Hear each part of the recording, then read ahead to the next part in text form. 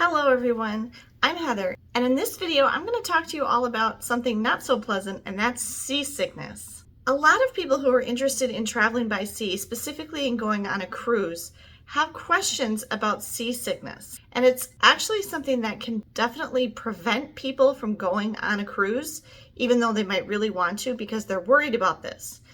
And so I'm going to tell you all I can about seasickness in today's video to kind of put your mind at ease. Seasickness is also known as mal de mer, which means sickness of the sea in French. It's very similar to any other kind of motion sickness that you might get in a car or on an airplane, or if you ride backwards in a train maybe, or even going on some amusement park rides.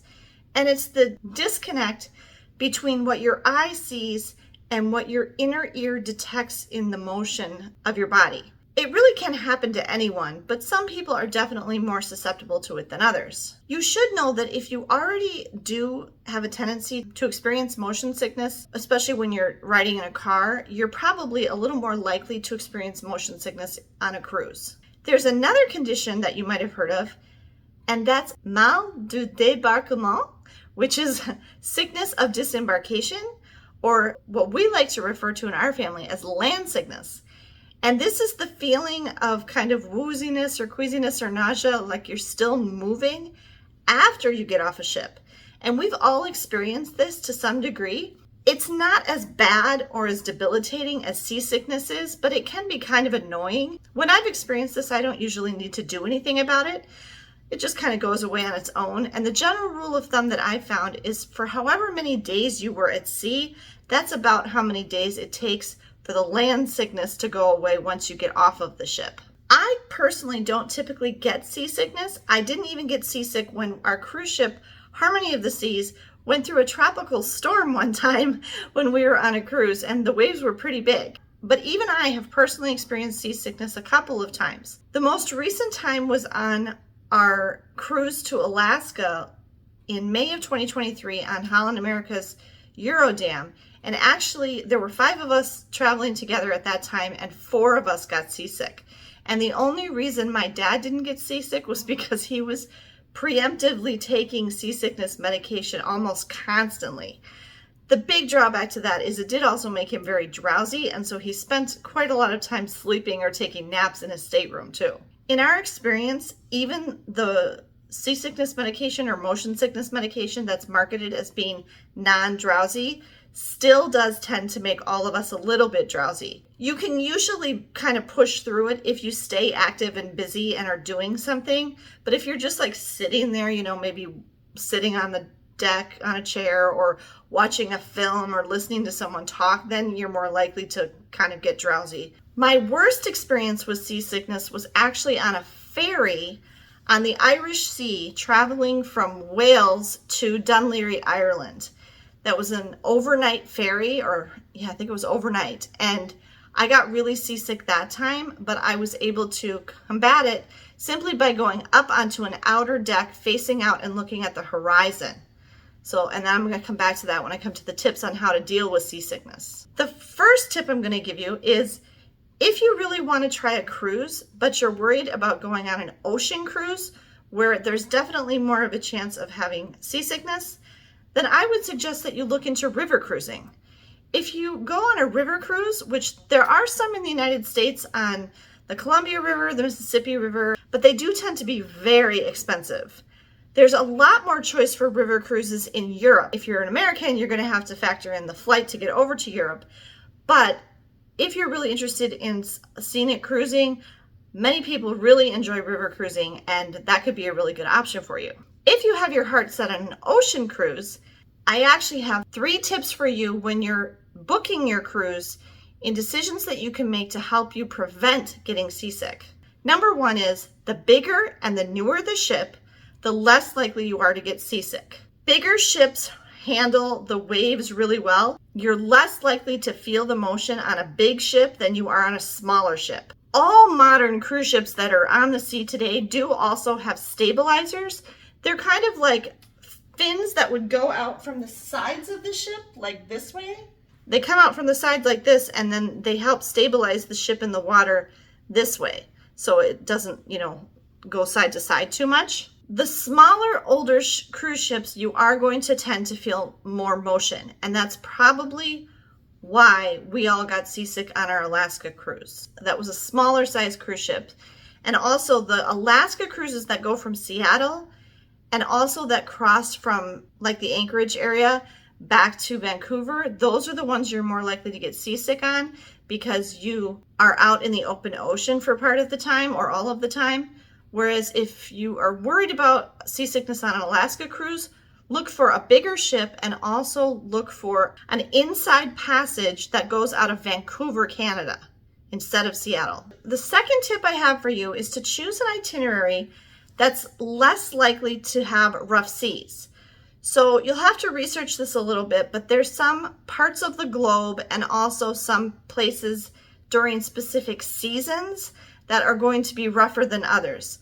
Some of these include like the Bay of Biscay off the western coast of France and Spain, the Drake Passage between South America and Antarctica, even some more commonly traveled places, the North Atlantic on a transatlantic crossing in winter. Things like that are going to be more likely to be rough seas than other places. So you might want to do a little research into what the condition of the seas will be like in certain seasons and at certain locations to determine which is more likely to be a calmer sea for you when you take your cruise. And then the third tip I have for you in preventing getting seasick is to choose the location of your stateroom carefully. If you want to lessen the chances of getting seasick when you're on a cruise and you're in your room, you want to look for a cabin that is as close to the center of the ship as possible and as low in the ship as possible. You know, ships are like this, and if they're going along on the water, as they hit waves, they go like this. And so if you're here, if you're low down and you're at the middle of the ship, you're going to feel less motion than you do if you're at the ends or higher up. So if you really want to make sure that you're going to have as little risk of getting seasick when you're in your stateroom as possible, choose a stateroom that is as low in the ship as possible. Oftentimes you can get it on deck 2 or 3 and as close to the center of the ship as possible. You definitely want to avoid forward-facing staterooms or aft-facing staterooms if you're prone to seasickness. All right, say you've done all that, or maybe not, and you're on a ship and you're experiencing some seasickness. This can affect different people in different ways. For example, on Disney Magic, on 2 different cruises, both of my sons got seasick, but my daughter and I were fine. On one particular cruise, my son tended to get seasick when we were in the main dining rooms at the stern of the ship, at the back of the ship, but he wouldn't get seasick anywhere else on the ship. It was only when we were there and he could feel the combination of the ocean moving and the engines rumbling. If you do find yourself feeling seasick, these are the things that I would suggest to you. First of all, if you're worried about it, make sure that when you go on your cruise, you take some type of seasickness medication with you. This is what we bring with us. It's called meclizine. These tablets, you can swallow or chew them. So it's good for people of all ages. These are 25 milligram tablets. You want to, of course, follow the directions on the bottle for whatever tablets you buy. There's also things like Bonine or Dramamine. Anything that ends in INE tends to be what these medicines that you want to look for. The key thing, though, is it really is best if you take the medication before you start to feel sick, or at least as soon as you start to feel seasick. Some people swear by the little acupressure wristbands. I've never tried those. And then you also will see on every cruise, I notice it, people who get the little patches that they put behind their ear. I think you have to have a doctor's prescription for those. So you'd have to talk to your doctor before you went on the cruise. But those are something that some people just absolutely swear by. And you just put it on before you even get on the ship, wear it the whole time, and supposedly, I guess you have no problems. Every kind of medication type thing, though, does have the risk of causing you to feel drowsy. If you're already feeling seasick, there's some really simple things that you can do. If you go to health services on the ship, they will usually have some type of medication like this available in little packets that you can just take for free. And on our cruise on Disney Magic in last year, they even had a sheet there that people could just take with tips for dealing with seasickness. And so if you just try some of the suggestions that they had on that sheet, a lot of these will work great for you. And the same thing I'm going to tell you now. First thing, make sure your tummy's not empty. That seems like it doesn't make sense, but you're more likely to feel seasick if you have an empty stomach. So make sure that you're eating and drinking at regular intervals. And even if you don't eat big meals, at least eat something small. And two things I would recommend are bread and green apples. And if you're feeling seasick, you can ask your waiter or any of the crew in one of the dining areas to bring you some green apples. They slice them up for you and bring them on a plate, no problem. They'll do it really quick. You usually always get some kind of bread service at the meals too, so you can eat bread. The other thing that I would recommend is ginger ale or ginger candies or ginger chews, ginger pops. They make all of these. That's something that I discovered when I was pregnant. I had all 9-month morning sickness with all 3 of my pregnancies. Ginger became one of my best friends because it really does help with nausea. So if you ask the waiter for some ginger ale at any of the bars or in any of the restaurants, they can get you ginger ale. And just sipping on that can really make a difference.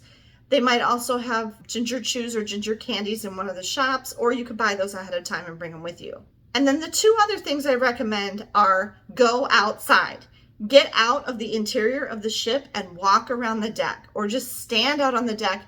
Feel the sea air, feel the breeze. You're probably only going to be seasick when the ship is moving. Plus side of that is when the ship is moving, there's a nice sea breeze and there's a lot of wind and movement that can really help you feel better if you just go outside. So get out of the ship and go out on the deck, on the promenade deck or the top decks or whatever you can. Feel the air, get some fresh air, and look far ahead of you at the horizon. Just like in a car, if you're sitting in the back seat, when you're riding in a car, you're more likely to get car sick. But if you sit in the front and you look straight out ahead of you at the distance, then you're less likely to feel car sick. And it's just like that. Go to the front of the ship if you can and look out in the direction that the ship is moving far out to the horizon, and that can really help. And then the other thing I would say is to stay busy. Distract yourself. Don't think about it. Don't think about the fact that you feel sick. Go to a game or go to a show. Do something active like that. Go to the silent disco or something like that, just to keep your mind occupied and so that you're not thinking about the fact that you're feeling seasick and queasy. The worst possible thing you can do, but which is something that a lot of people do, is they go and lay down in their stateroom. This is not a good idea, because you're actually going to feel the motion even more when you're laying down and you're not doing anything. So I don't recommend that. However, I do understand that there are some times that people get so sick that they actually are actively vomiting and really having a hard time. If you get that bad, then I do suggest you go to health services and see the doctor. It may cost you something, and you need to be aware of that there may be a charge for that. But usually if it gets really bad and you're really, really ill and you can't even do anything and enjoy your cruise at all, they do have a shot, an injection that they can give you to help you stop vomiting and to feel better. You'll probably sleep for a number of hours after they give you the injection, but then you'll feel much better afterwards. So if it comes to that, that is a possibility. And then lastly, I had a viewer who asked me, do you still feel sick after the cruise? How long does that last? If you're seasick, no. If the ship stops moving, you don't feel seasick then. And if you get off the ship, you don't feel seasick anymore. It doesn't linger on. You only feel it because of the movement of the ship. So you'll only feel it when the ship is moving and the seas are rougher. And those other things come into play, like the size of the ship and the weather and all of that. With the exception of that mal de débarquement, which I mentioned, landsickness, you might still have it's more of a strange feeling. It doesn't really make you sick. It just more feels odd, especially on a longer cruise. If you've been on a 7, 8, 9, 10, 14 night cruise maybe, the longer you're out at sea, you actually do develop commonly known as sea legs. And so when you get back on land, it just still kind of feels like you're still moving a little bit, like it just feels strange.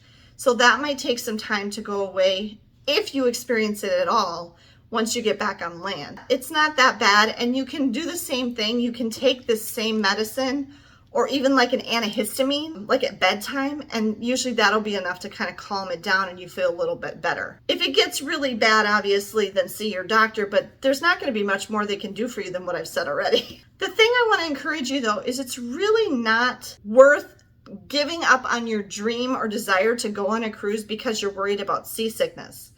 It's very manageable and it doesn't happen to everyone, and it doesn't happen to most people, honestly. And even if it does happen to you, there's ways that you can deal with it and still totally enjoy your cruise. And I mean, like when we were in Alaska, there was basically one day that was really rough that we all kind of felt ill. And the rest of the time we were completely fine. So it's not worth, not taking a cruise or just giving up on the idea of a cruise completely because you're so worried about seasickness, because most people never have any problem at all, or they have done the things that I said to prevent it so it doesn't become an issue. And even on those rare occasions that you do feel seasick, it's usually temporary. And the captain of the ship, they prioritize two things. The number one priority of the captain and the ship's crew is passenger safety and the safety of the ship. After that, their number two priority is passenger comfort. So they're always going to try to steer the ship around rough seas whenever possible. So you don't have to really worry about them purposely like putting you in the position where everybody's going to be seasick. They don't want that experience for their guests, and so they're going to avoid that type of situation whenever they can. And while we're on that topic, if you're worried about taking a cruise during hurricane season when the seas can be very rough, make sure you're subscribed to my channel because I'm going to be making a video about that will be coming out very soon. Thanks for taking the time to watch this video. I hope you have a great day and safe travels.